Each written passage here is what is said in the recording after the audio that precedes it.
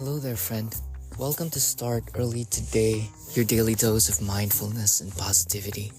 How are you doing? Hope you're doing well wherever you may be. Hope you are staying dry amidst the storm. Wherever, if there's a storm, it's been stormy here, that's why I said that.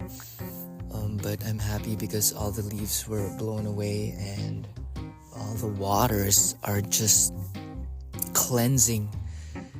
There's this sense and feeling of washing, of renewal, of washing away all the things that are not necessary.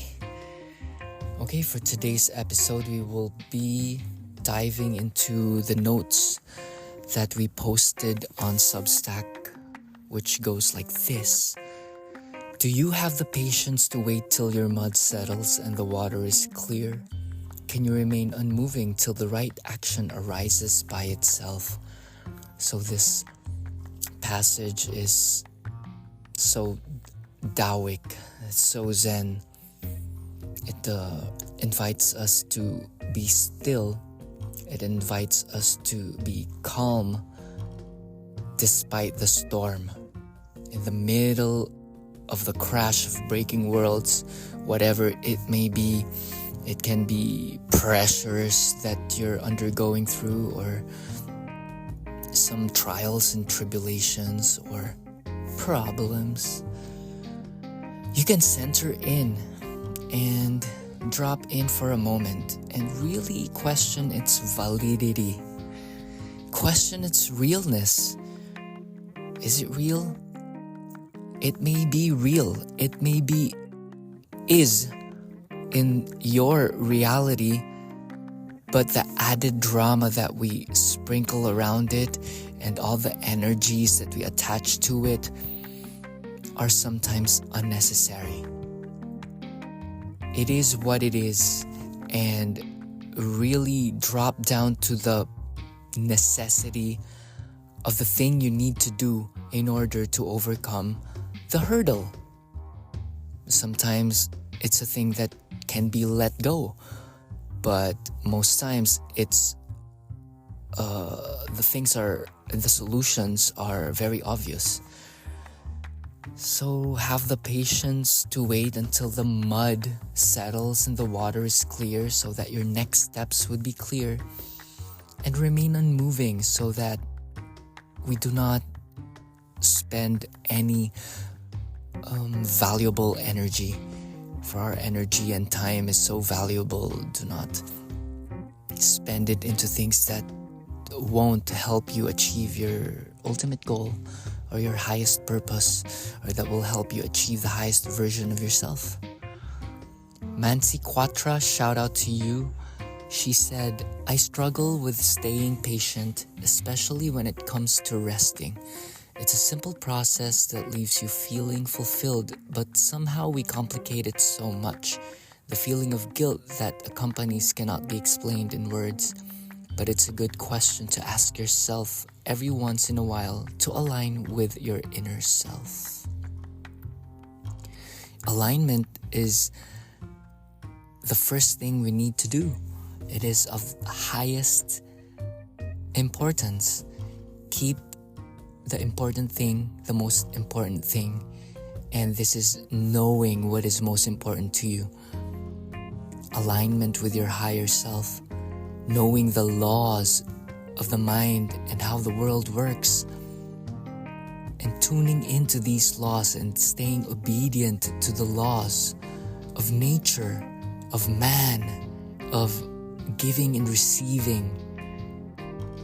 We can therefore become fully in flow and in tune with the highest version of ourselves, which is one of joy, beauty, generosity, and giving.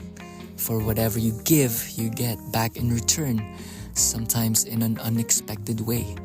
So whatever you can give, it doesn't need to be material thing. Sometimes it's just attention, presence, and listening. And Mansi brought up the thing about guilt of resting.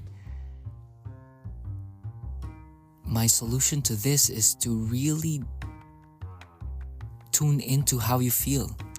Really ask, what is this guilt? What is this feeling trying to make me do? And in stillness, all of this can be laid out. You can see it from a bird's eye view. And to not immediately react, once again, increasing the space in between stimulus and response, you get to really detach and see it for what it is.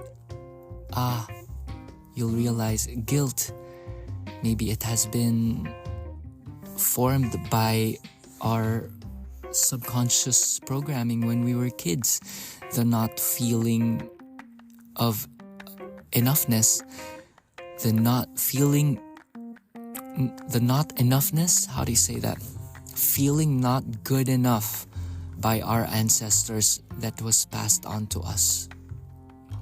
But tune into completeness. This is your solution to your guilt.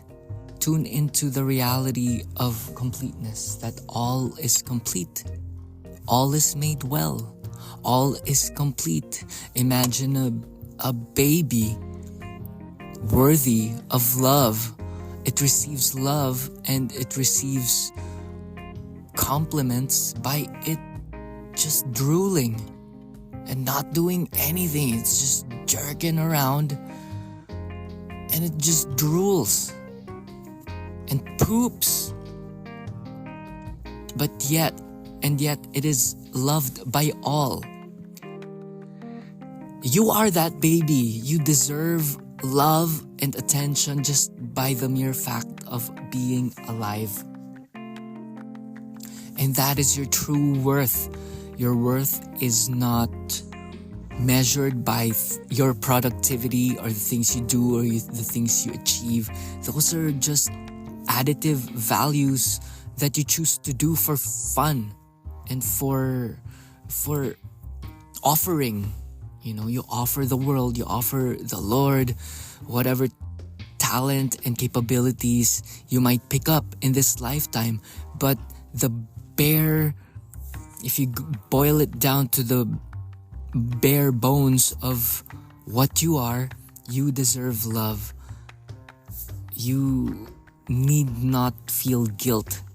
Do not blame yourself ever for anything, for the lack of anything. Lack is a delusion. The world brims and explodes with abundance.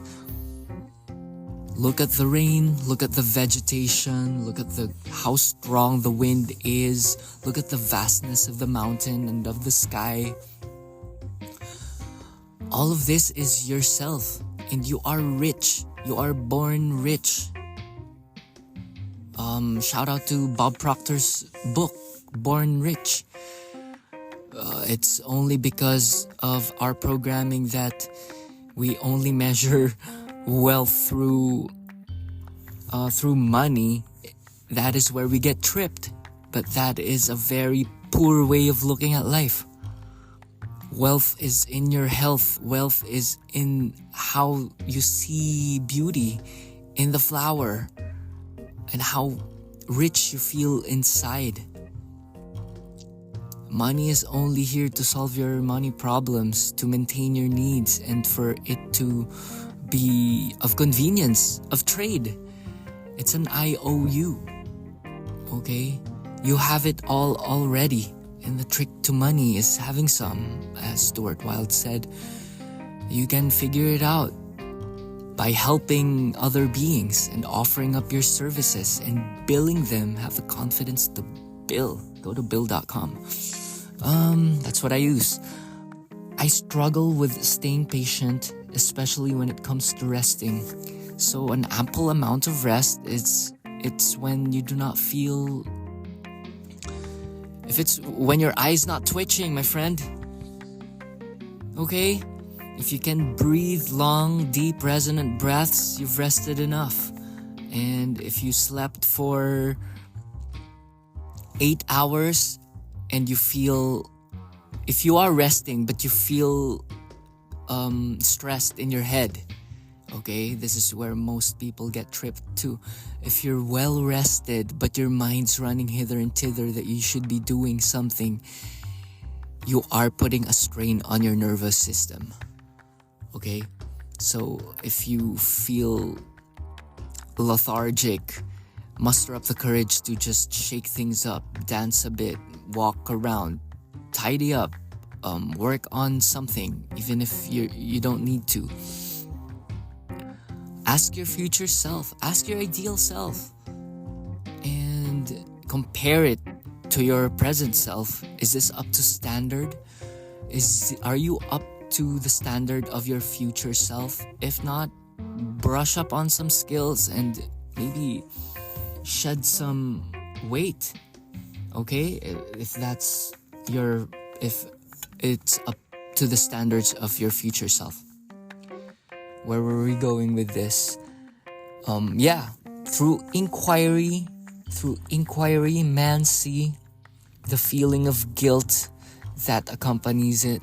That is, question your guilt. Question it. Why are you guilty? Okay? You're only guilty if you're not doing something about the thing that you set yourself out to do. Okay? But everybody deserves rest, for that is where we recover, and that's where we gather energy for us to execute our top in our top condition for top peak performance. Okay? And we're gonna go on to the next one. Matthew Foord. Therein lies the rub, bearing witness and sitting with whatever is going on without judgment. Judge nothing that occurs, my friend. That is our mantra. For when we judge, we put on limitations. We only see from a rigid point of view, from a certain limited lens. And we dismiss all the majesty and potential and its true nature. For example, if you judge a circumstance as this is not convenient for me, you dismiss the fact that it is there to open up capabilities in you. That you are put in this situation to develop your courage, to become confident, to practice commitment, and to be capable. That's the 4 C's of Dan Sullivan from Strategic Coaching. So everything here has a purpose, and it is not up to us to identify it and to cast labels upon it. Make this your mantra. Today, we shall judge nothing that occurs. For everything that is evil and good is only by our thinking. All is just is, and we just surrender to the isness and divine intelligence of things. And this does not mean that we become indifferent or ignorant or non-participative. This calls us to be ready, to be open, to become alert, to be ready to learn, to become ready to give, to become ready to undergo courageous feats. Okay? So sit still. The ego is always us because we exist through it. It is not to kill the ego. It is not to shun the ego. It is to learn what it is and to become a master of it. Okay? It has been said that the ego is a bad master but a good servant. So make your ego serve you. It's good with details and planning and in reasonable matters. But when it comes to relationships and in your day-to-day and in your mental and emotional state, tune into the heart more. Tune into the spirit more. Tune into the higher. What's the right thing to do rather than the pleasurable? Go for learning and be okay to fail, for that's how we learn. And the main point of this comment is to just witness, to sit with whatever is going on, to not judge, and to wait for gifts to pop up. Maybe some gifts and parts of ourselves that are yet to be born or yet to be uncovered. Bear witness to that, my friend, because in the future is a version of yourself that you have not met yet. But in quiet moments and in stillness, it is there. It is in the, like the tree is in the acorn. Devin said, sometimes the right action is non-action. This is a beautiful one. All is done when you stop doing. The beauty and the paradox of polarity, that there are two sides to everything, and our work is to just sit in the middle. Sit in the middle with gentleness and non-judgment. You are what you are, and what you are is beauty and strength. And sometimes we can just try our best, and the results, it is not up to us. A quote by T.S. Eliot that I've been playing in my head recently is, for us, there's only the trying. All the rest is not up to us. All others is none of our business. It also goes with the saying, be impatient with your actions, but be patient with the results. It is because when you try, and that's it. The process is the prize. When you try and ask for an exchange in return, most likely you won't get it, because it doesn't work that way. The process is the prize, my friend. Being able to live and try and do and learn is the prize in and of itself. The doing, the trying, your courage, you stretching yourself out to become more of who you are, that is the prize. And the market, the numbers, do not attach yourself to those. Be not attached to the fruits of thy labor is a good one I picked up from Nayaswami Asha. Do not be attached to the fruits of your labor, but put your mind into the labor itself. It is joyful to do things. It's joyful. Switch your I got to I get to.